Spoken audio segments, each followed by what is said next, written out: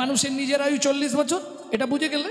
3 জনের বয়স নেওয়া হয়েছিল, 3টে বয়সের কিন্তু কর্ম করে তোমাকে ফেরত দিয়ে দিতে হবে না, কারণ তুমি তো ঋণ করেছো, তোমার নিজের নয়, ওটা ধার করা, ওটা কর্ম করে শোধ করে দিতে হবে। তাদের মতো কর্ম করলেই তাদের বয়স শোধ। এইবার চলুন, প্রথম বয়স কার নেওয়া হয়েছিল? গাধা। 40 থেকে 60 গাধার মতো খাটাবে তোমাকে এই সংসার। হ্যাঁ, হরি বল হরি বল, এটা করো ওটা করো সেটা করো। বাবা ছেলে মেয়েগুলোকে স্কুলে দিয়ে আসুন। শাশুড়িও বসে আছেন কেন? আনাজ কুটে ফেলুন। হ্যাঁ, গাধার মতো খাটান। আর এই 60 থেকে 80 কার বয়স? ব্যাস, তুমি যা দেখবে তোমার তো রাগ হবে। এখনকার চলাফেরা দেখলে তুমি ঘেউ ঘেউ ঘেউ ঘেউ করেই যাও, কেউ তোমাকে পুজবে না, তোমার কথা কেউ শুনবে না। হেই, বুড়োটাকে বাইরে কি বসতে বলতো?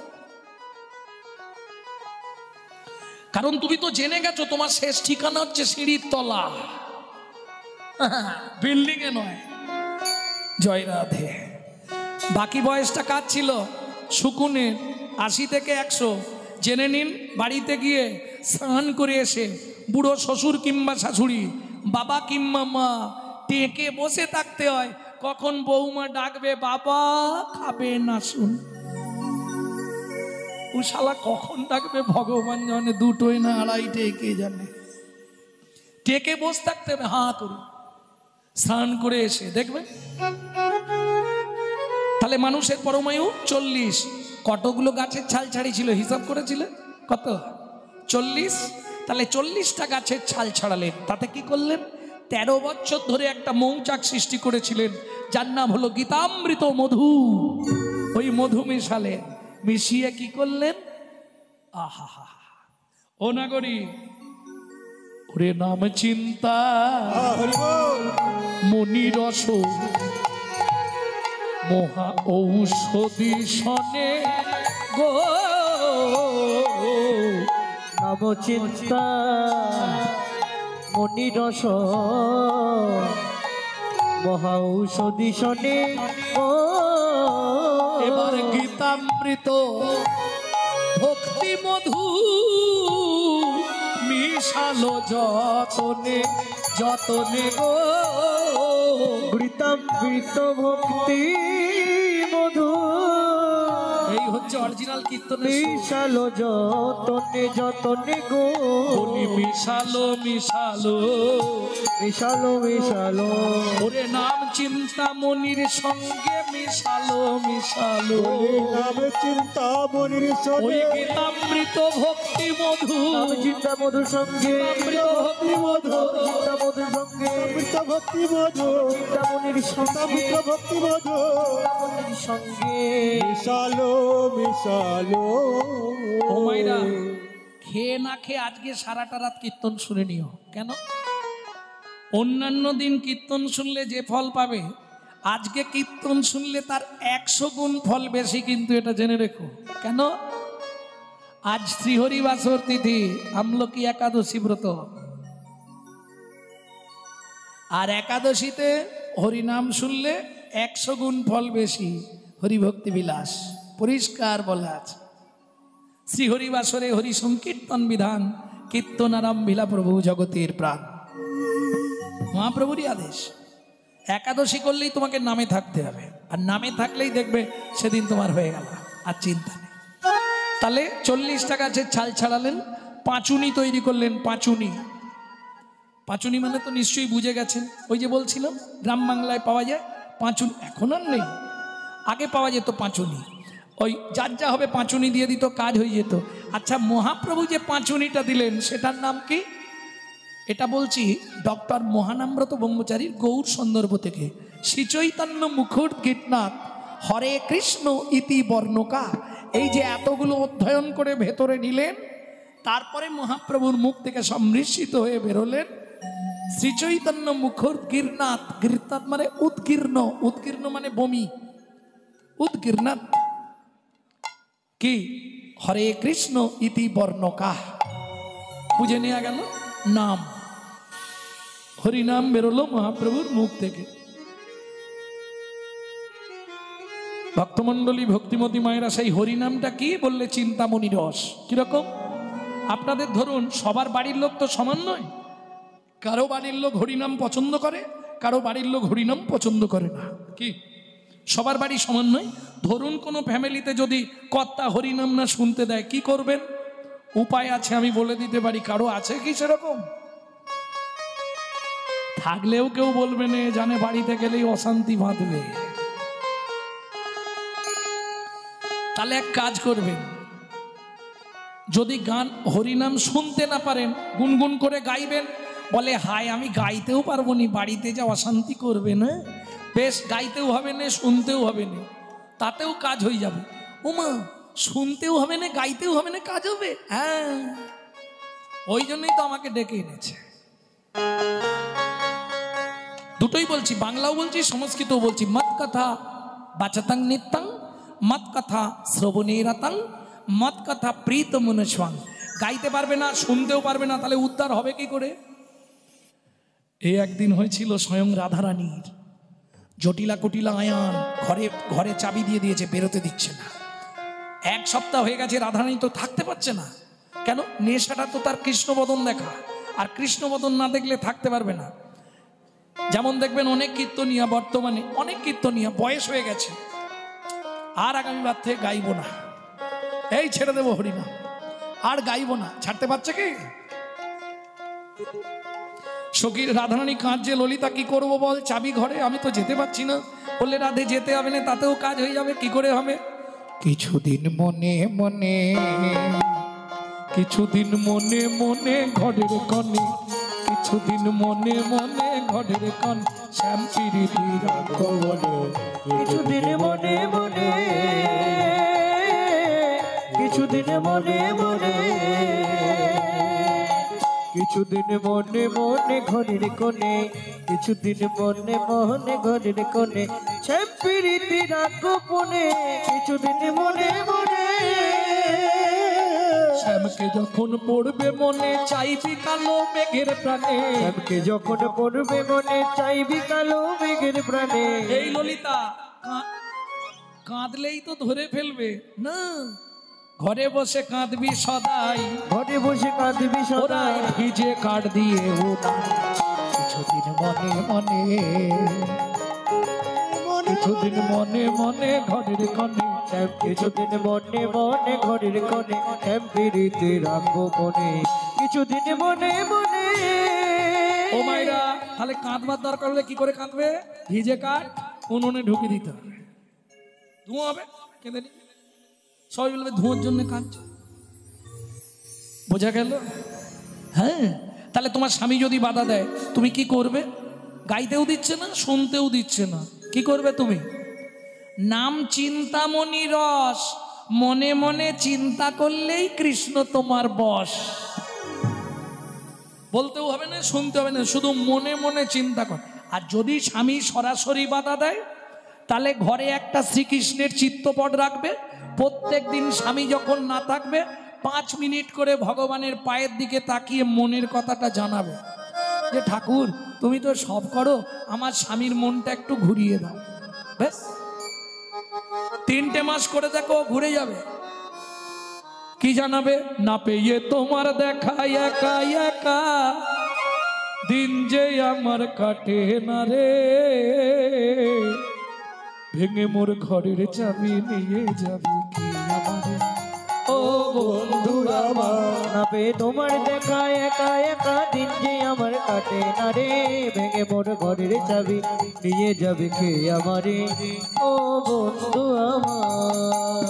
যে চাইলো তারেও দিল, যে না চাইলো তারেও না চাইলো। দাতা শিরোমণি গোরা বিশ্বম্ভর রায়, দাতা শিরোমণি গোরা বিশ্বম্ভর রায়, জড় অন্ধ অতুরবধি সবারে বিলায়, জড় অন্ধ অতুরবধি সবারে বিলায়।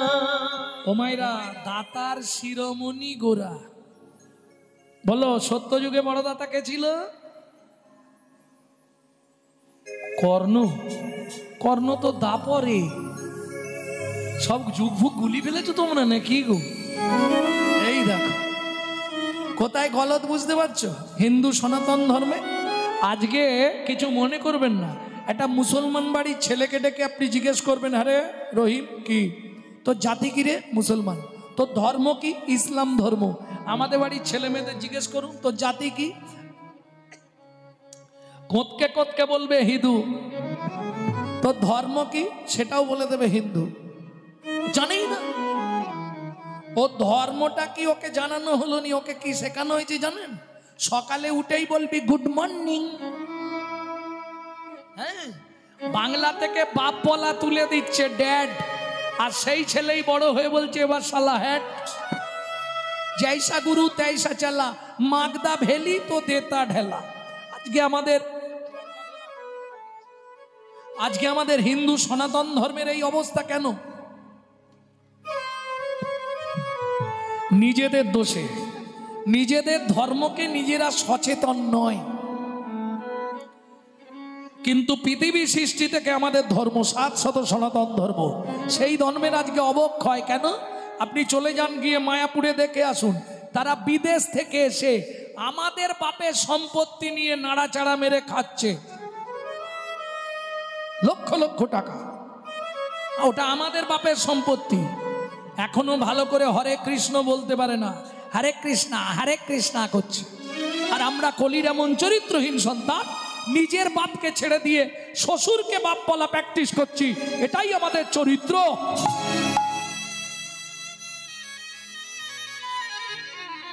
বুঝতে হবে একটু। এরা এমন ভাবে থাকে, গুরু এলে নোয়ায় না মাথা, পাছে তেড়ি ঘেঁটে যায়, আর শ্বশুর শাশুড়ি এলে পড়ে থাকে তাদের পায়। এ ঘোর কলিকাল, শ্রীগালে চাটবে বাঘের গাল। তৈরি হয়ে যাও, দিন আসছে। কারণ আজ থেকে ধরুন অনেক আগে তুলসীদাস কলির খরচা লিখে গেছিল, আর যা লিখে গেছিল প্রায় হয়ে গেছে একটা আধটা।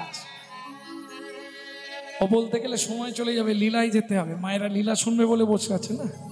তাই না গড়ি দাতা শিরোমণি গোড়া বিশ্বম্বর রায়, জড়ই অন্ধ অতুর অবধি সবারে বিলায়। লিখছে কে এই পদাবলী? সুধাময় ভনে সভা ব্যাধি মুক্ত হইল, সুধাময় ভনে সবার ব্যাধি মুক্ত হইল। তাদের সব ব্যাধি গেল রে, তাদের সব ব্যাধি গেল রে। যারা কৃষ্ণ পদে প্রাণ সপিল, সব ব্যাধি গেল। যারা কৃষ্ণ পদে প্রাণ সপিল, গৌর তোমার হলাম বলে, কৃষ্ণ পদে প্রাণ সপিল, তোমার হলাম বলে, কৃষ্ণ পদে প্রাণ সপিল, সব ব্যাধি গেল রে। ব্যাধিমুক্ত হইল। কর্ম দোষেতে মোর ভোগ না ছুটিল। আমি কর্মের দোষে পড়ে রইলাম, হলোই বা কি, হলোই বা কি। আখর যখন শুরু করেছিলাম একটা আখরে দুটো মানে দেখিয়েছিলাম না, এই শেষেরটাও দুটো মানে দিয়েই শেষ করব।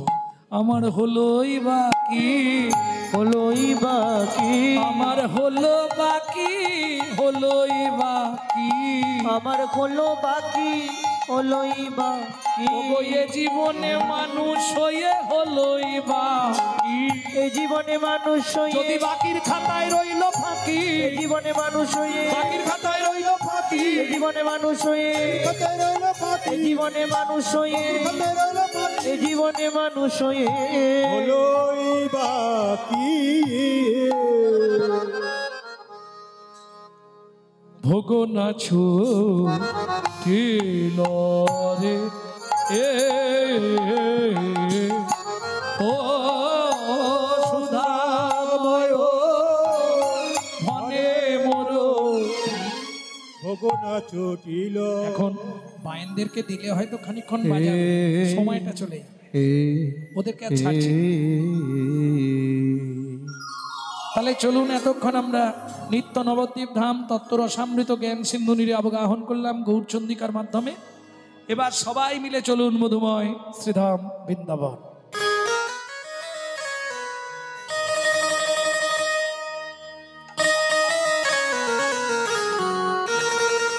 ভজন একটা গাই নাকি? বাংলা গাইব না হিন্দি? বাংলা।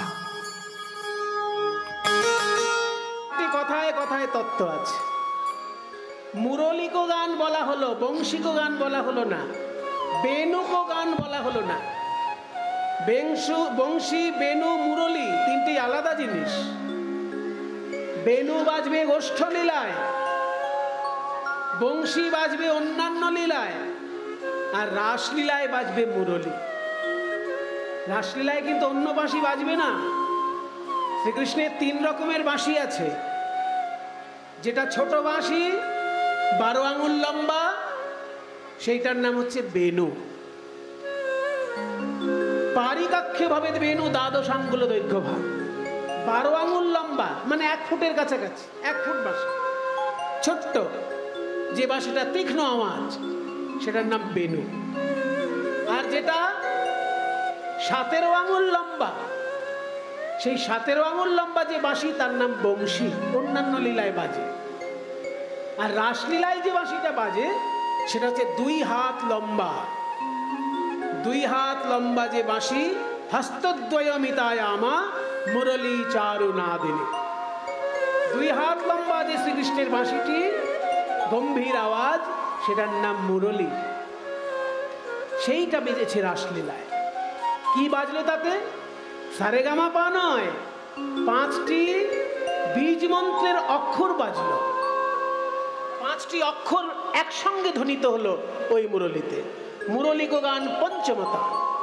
পঞ্চম তান মানে এখানে সারেগামাপা নয়, এখানে পঞ্চম তান মানে হচ্ছে ক, ল, দীর্ঘি, চন্দ্রবিন্দু, অনুস্বার। এই 5টি অক্ষর, এই 5টি অক্ষরকে একসঙ্গে জুড়ে দিন। কয়, লয়, দীর্ঘি, চন্দ্রবিন্দু, অনুস্বার। এই কয়, লয়, দীর্ঘি, চন্দ্রবিন্দু, অনুস্বার, এই বীজ মন্ত্রটা আপনারা যদি কোনো গুরুর কাছে কৃষ্ণ মন্ত্র দীক্ষা নিয়ে থাকেন, অন্য মন্ত্র দীক্ষা নিলে এই বীজ মন্ত্র পাবেন না।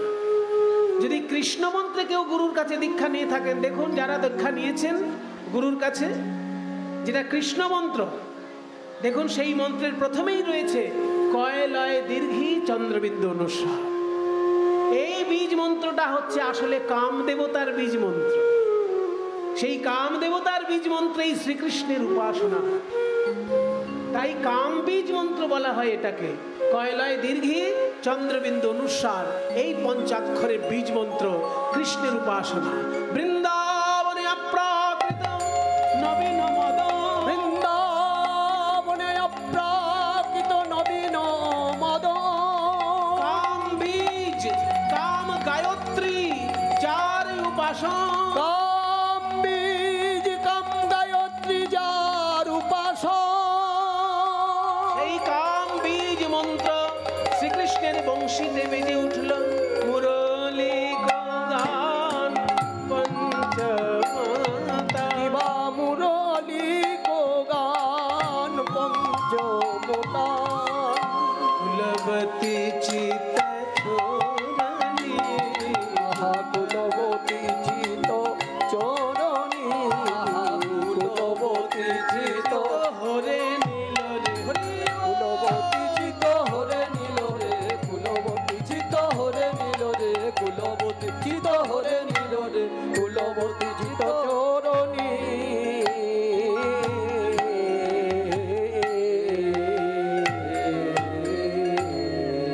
বেজে উঠল শ্যাম সুন্দরের বংশীর ধ্বনি, যাতে পঞ্চবীজ, 5 কাম বীজ মন্ত্র ধ্বনিত হল।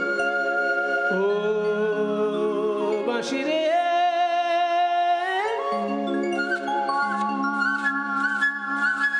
ও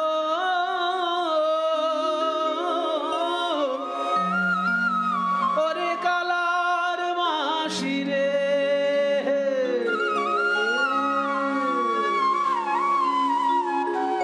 আর বেজো না,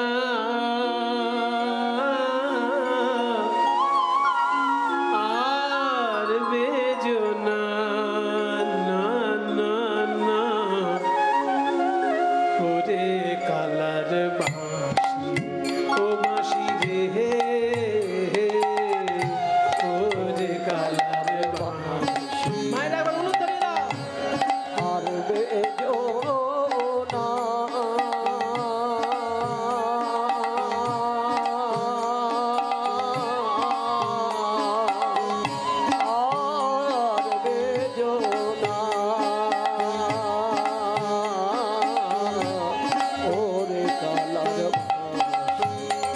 বাঁশি রে ওরে কালার ও বাঁশি রে কিসের লাগিয়া বাঁশি রে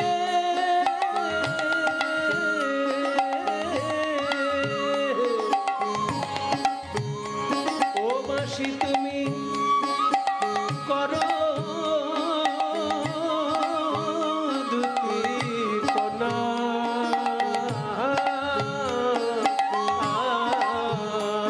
বলি কি শেরোলা গিয়া বাঁশি রে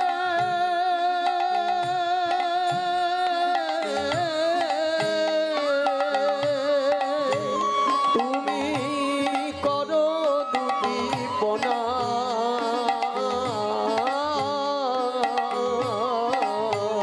বলো আনে দি জানায় কভু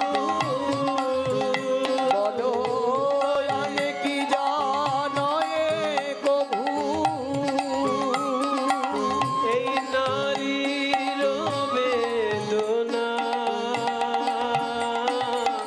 আরে ওরে কালার বাঁশি আর বেজোনা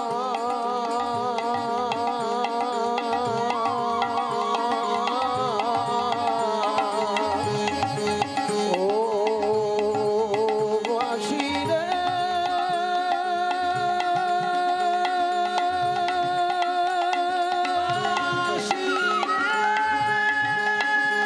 বাঁশি রে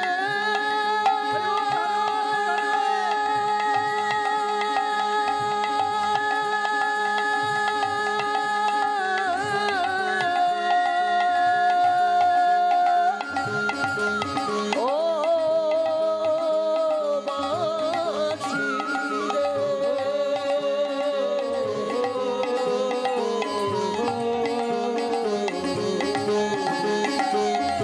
ওরে কালার বাঁশি ওরে কালার বাঁশি কুল নাশা বাঁশি যখন বেজে উঠল আর কি গোপী থাকতে পারে শোনা গোপী প্রেমহীরোপী মনহি মনাহি আপনা সপিরে শোনা গোপী প্রেম হিরো মনহি মনহি আপনা সপিরে আমরা যখন শিল্পীর কাছে বাজনা শুনি তাকে দক্ষিণা দিই, আমরা যখন গায়কের কাছে গান শুনি তাকে দক্ষিণা দিই। শ্রীকৃষ্ণের বাঁশি শুনে ব্রজগোপী সব ভুলে গেল, তাকে দক্ষিণা কি দেবে? কিছু না দিলে তো অকৃতজ্ঞতা হয়। আপনি যার কাছ থেকে কিছু পাচ্ছেন তাকে কিছু দেবেন না? শ্রীকৃষ্ণের বাঁশি এমন ভাবে বাজলো, ব্রজগোপীর মন প্রাণ সবকিছু হরণ হয়ে গেল। তাহলে ব্রজগোপী দেবে কি? ওই অপ্রাকৃত বাঁশির সুরের দক্ষিণা কোনো প্রাকৃত বিষয় হতে পারে না। তাই গোপীগণ ওই মধুর মুরলী শুনে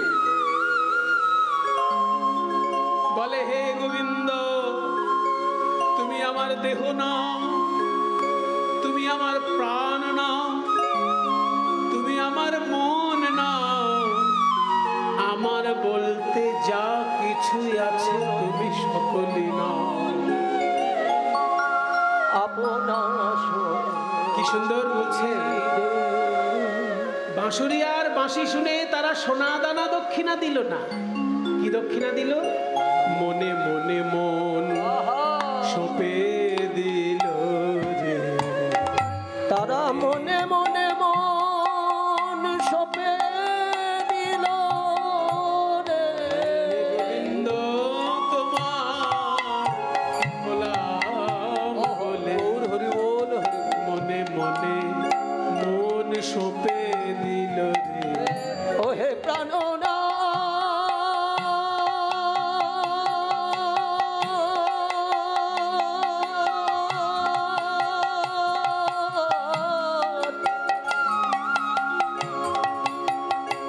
প্রাণনা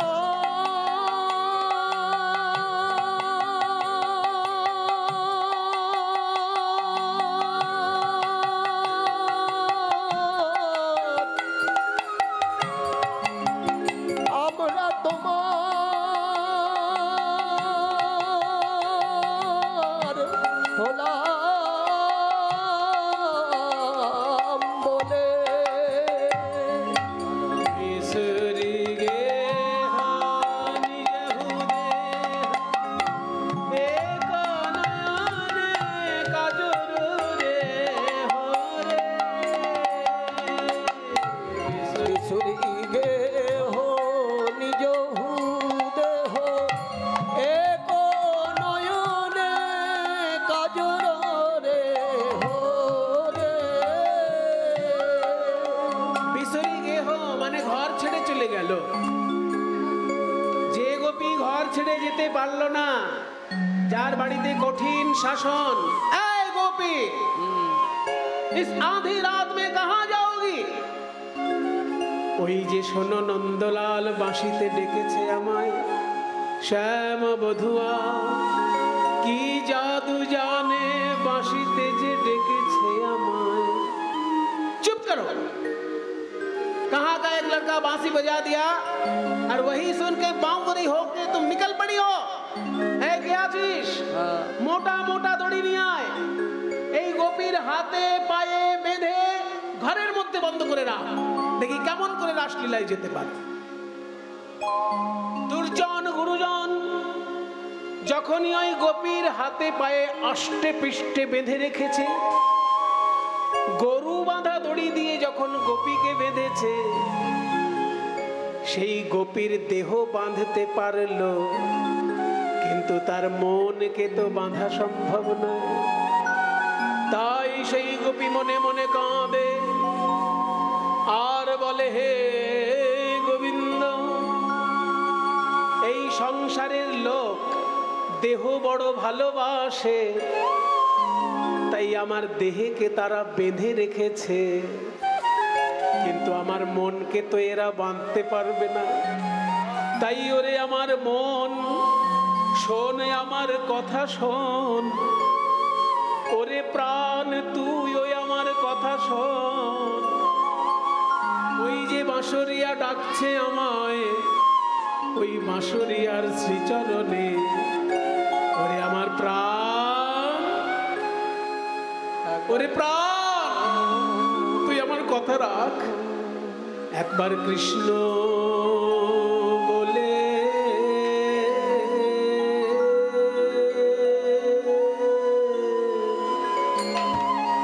বাহ চলে যা রে।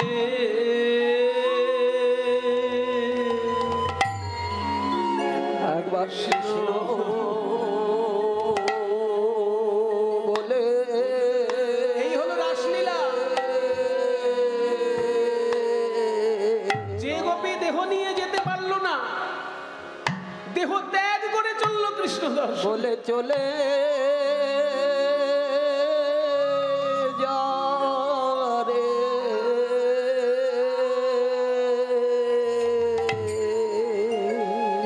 ওই বাঁশরিয়া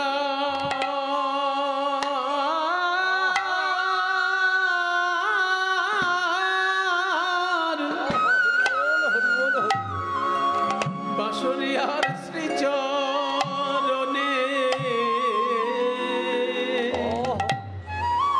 প্রাণ একবার দেহ ছেড়ে কৃষ্ণ বলে, প্রাণ তুই চলে যা রে। ওই বাঁশরিয়া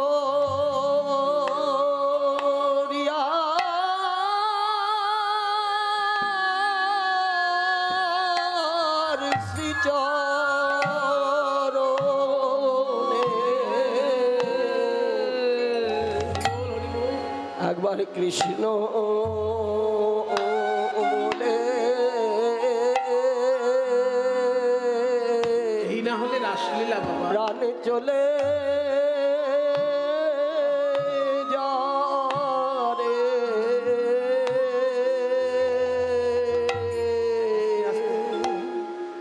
রাজা পরীক্ষিত জিজ্ঞাসা করেছেন সুখদেব গোস্বামীকে, গুরুদেব একটা কথা জিজ্ঞাসা করব? বলো বাবা। ব্রজগোপীরা কি জানতো যে কৃষ্ণ পরমাত্মা? তারা তো কৃষ্ণকে পরমাত্মা হিসেবে ভালোবাসেনি, তারা তো কৃষ্ণকে পরপতি রূপে ভালোবেসেছে।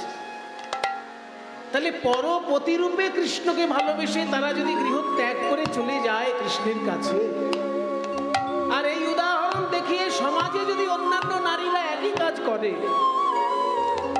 তাহলে তো সমাজ একদিন উচ্ছন্নে চলে যাবে। ভগবান এইরকম একটি লীলা কেন করলেন যে তার বাঁশি শুনে ব্রজগোপীগণ যে যার পতি ছেড়ে, যে যার বাড়ি ছেড়ে, আত্মীয় স্বজন ছেড়ে চলে এলো? এই লীলাটা কি খুব একটা প্রশংসনীয় ব্যাপার? রাজা পরীক্ষিত কিন্তু সমাজের কথা চিন্তা করে সুখদেব গোস্বামীকে প্রশ্ন করেছে। তখন সুখদেব গোস্বামী অন্য একটি উদাহরণ দিচ্ছে। পরীক্ষিত, আমি তোমাকে বলেছি না, শিশুপাল যখন দেহত্যাগ করেছিল তখন কৃষ্ণকে শত্রু মনে করেই দেহত্যাগ করেছে। সে তো কৃষ্ণকে পরমাত্মা মনে করে দেহত্যাগ করেনি। সে জানতো কৃষ্ণ আমার আত্মীয় হয়, কিন্তু শত্রু। তাই কৃষ্ণকে শত্রু চিন্তা করে শিশুপাল দেহত্যাগ করেও মুক্তি লাভ করেছে। তাহলে শিশুপাল যদি কৃষ্ণকে শত্রু মনে করে দেহত্যাগ করে মুক্তি লাভ করতে পারে, তাহলে ব্রজগোপীগণ কৃষ্ণকে প্রিয়তম চিন্তা করে যদি দেহত্যাগ করে, তারা কৃষ্ণের সঙ্গে মিলিত হবে না? আসলে আগুনকে তুমি কিভাবে হাত দিচ্ছ সেটা তোমার ব্যাপার। তুমি আগুনকে যে রূপেই হাত দাও না কেন, হাত দিলেই আগুনে হাত পড়বে। ঠিক তেমনি কৃষ্ণকে তুমি যদি মিত্র রূপে হাত দাও, তাহলেও তোমার মুক্তি ঘটবে। কৃষ্ণকে যদি তুমি শত্রু রূপে হাত দাও, তাহলেও তোমার মুক্তি ঘটবে। কৃষ্ণকে যদি পরমপতি রূপেও তাকে ভালোবাসো, তাহলেও তোমার সেই পরমাত্মার সঙ্গেই মহামিলন। তাই গোপীগণ বলে, ওরে আমার মন, ওরে আমার প্রাণ, আমার প্রাণ।